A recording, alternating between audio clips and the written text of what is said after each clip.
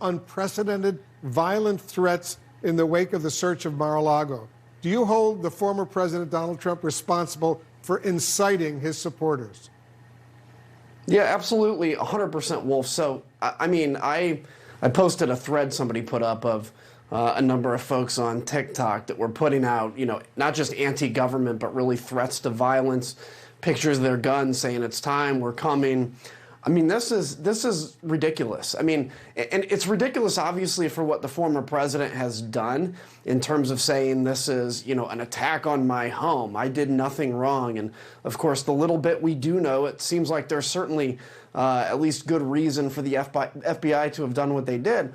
But then members of Congress, senators, any Republican elected official out there that rushes to be the first on television or the first to Twitter to basically condemn the FBI.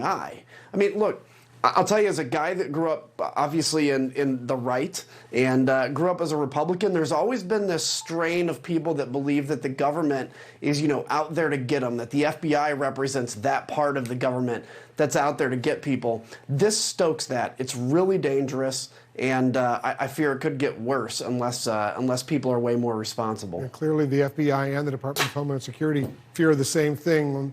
The New York Times is reporting, Congressman, that former President Trump tried to pass a message along to the Attorney General Merrick Garland saying, and I'm quoting now from the story, "The country is on fire. What can I do to reduce the heat?" Does it strike you as odd that the man who actually set the fire apparently tried to ask the Attorney General to put it out? Yeah, I mean, it's a creepy message, to be honest with you, just like, frankly, Donald Trump and his supporters have become quite creepy in how they're acting and what they're threatening. I don't know what it means. Only, Donald Trump in his own head knows what that means. But it does strike me as something like, what you hear from the mafia, hey, if you want your store to be secure, give us money, we'll make sure you're secure. When in fact, there was never a threat in the first place. I think, look, to every Republican out there that's knee-jerk reaction is to defend this guy, let me just say this. I know people are very frustrated that Merrick Garland did not move faster, for instance, on some of the January 6th stuff.